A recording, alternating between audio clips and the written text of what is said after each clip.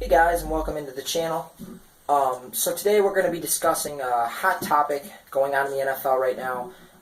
Sure, if you're checking out this video, you know and you've heard about it.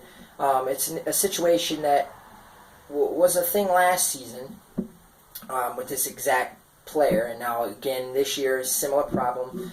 But unlike last year, there's a different result that's been happening. Le'Veon Bell and his contract holdout. Same thing, like I said, happened last year, but unlike this year, last year he showed up. This year, week 1 just happened on Sunday. The Steelers did not have him. I just saw, it was it today or yesterday, Le'Veon Bell was taken off the Pittsburgh Steelers depth chart, so there doesn't appear to be a return in sight as of now for Le'Veon Bell. So what we're going to be doing is discussing this here. Whose side am I on? Do I side with the Pittsburgh Steelers and their organization, or do I side with Le'Veon Bell? You know, I've been looking online, a lot of different places, and I've seen kind of a lot of back and forth. Some people agree with Le'Veon, some people agree with the organization. For me, it's very simple. I side with Le'Veon Bell. I side with the player who has been one of the most productive players in the NFL at any position, but in particular at running back. This is a position where we understand and we all know guys don't tend to last as long. You know, a guy like Tom Brady playing into his 40s, although really at any position that's unlikely. But you see quarterbacks all the time. You know, Aaron Rodgers, Ben Roethlisberger, Drew Brees, Tom Brady. They're all 34, 35 or older. And, you know, that's the norm for those positions. But for running back, you don't see many guys, at least still being super productive past 31.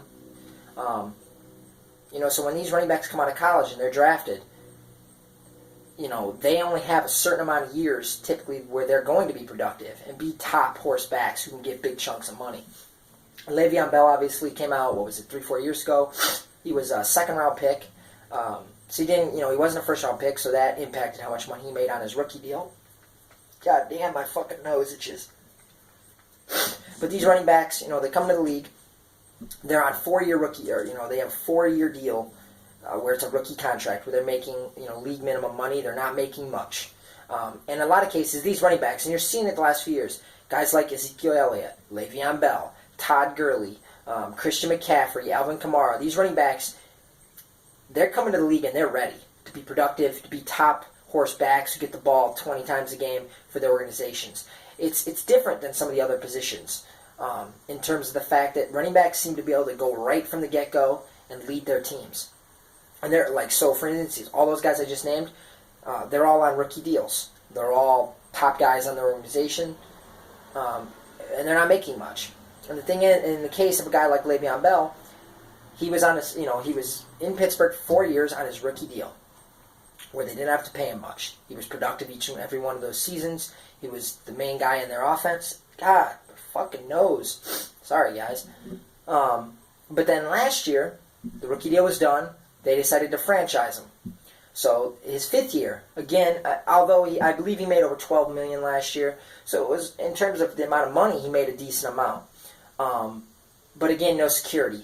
Now, personally, I don't even agree with the 1-year franchise tag. I think after 4 years of playing for the league minimum, make up your decision. You know, make up your mind.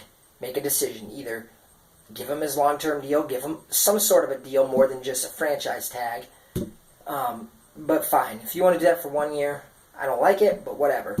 But the fact that they're able to do it 2 consecutive years. So now, in the case of a guy like Le'Veon Bell, 4 years on your rookie contract. Now they have the option to give you 2 franchise tenders. Now you've been in the league for 6 years. So in the case of a guy, most of the guys, you know, you're 21, 22 when you come out and you're drafted.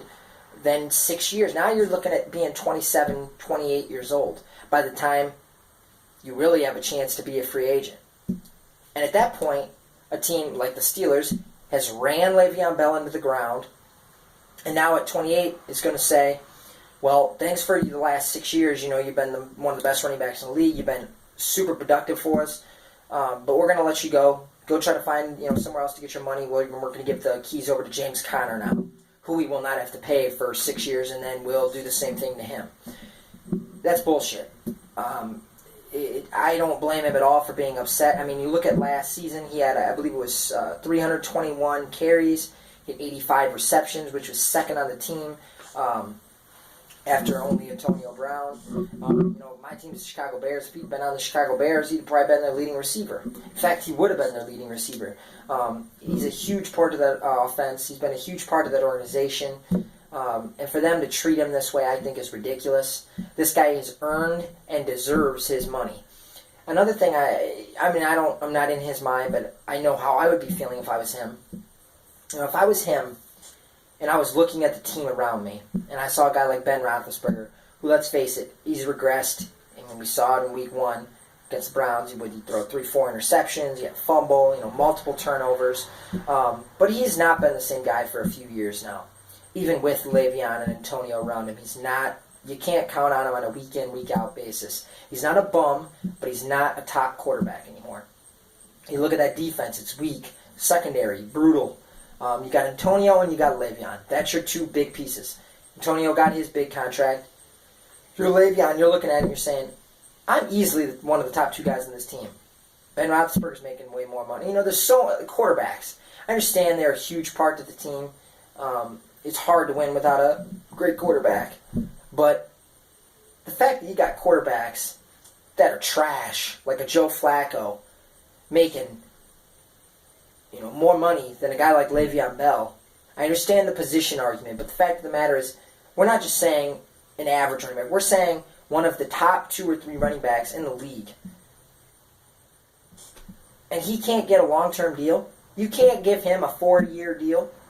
And the fact that people want to call Le'Veon selfish and talk about how he doesn't care about the team, he only cares about himself, give him his long-year deal, get his long-term deal, and he will be there for the team.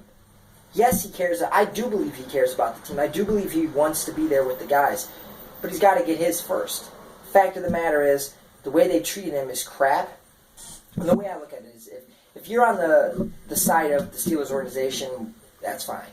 But the fact of the matter is, put yourself in, wherever you work. Say you work at, I don't know, what kind of bullshit job can I come up with here? UPS. You work at UPS, and you're a package handler.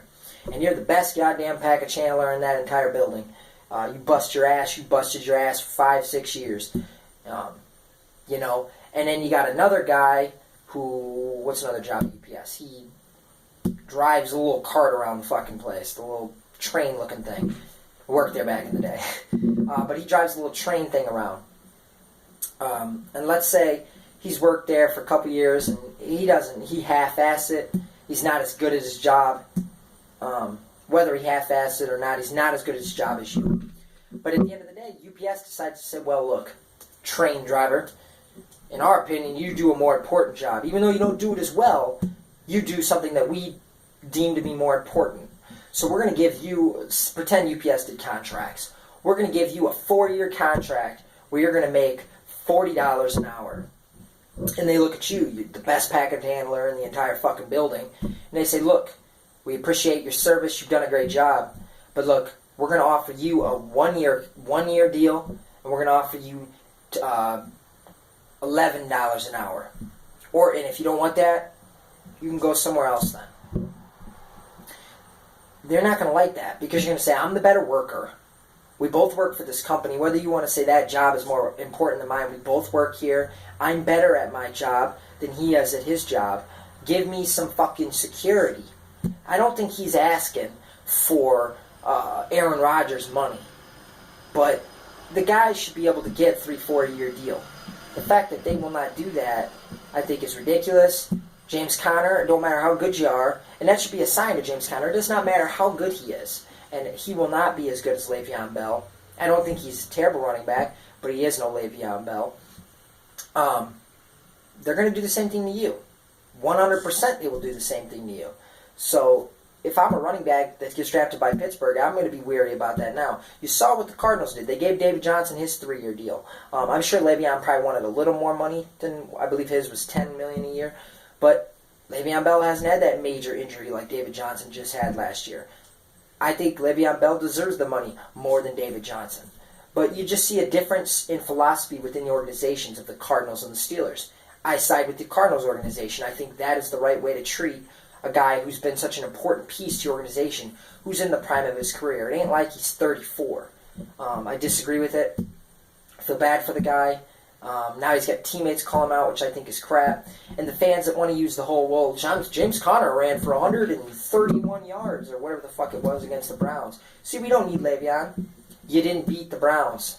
You did not beat the Cleveland Browns. I don't care what James Conner did. Like I said, I don't think he's terrible. But you're telling me, okay, so James Conner had this great game.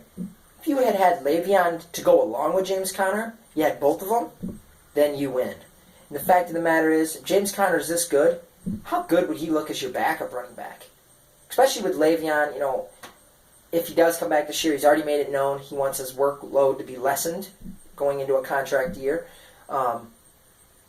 which again I think is respectable. But that means, with that mindset being the way Bell is thinking, James Conner would get more carries just due to that. So I think having both of them would definitely help your team. Le'Veon deserves his money. I hope he gets his money. At this point, it looks like it ain't going to be from the Steelers. I don't know if they're going to have to trade him or what's going to happen. I know he'd have to come back by some point this season if he wants to be eligible for free agency, which he wants to be eligible for. So I expect to see Le'Veon at some point this season, whether it's with the Steelers or another team. I don't know. But at the end of the day, I'm on the side of the player in this situation. I think he's been treated unfairly. I don't know. Let me know what you guys think. Any Steeler fans, any fan of football in general, but particularly Steeler fans, let me know what you think. Thanks for checking into the video, guys. There'll be a lot more now coming on this channel. This is a new channel, first video. Thanks for listening. And if you want to subscribe, I'd appreciate it. So thank you, guys. I'm out.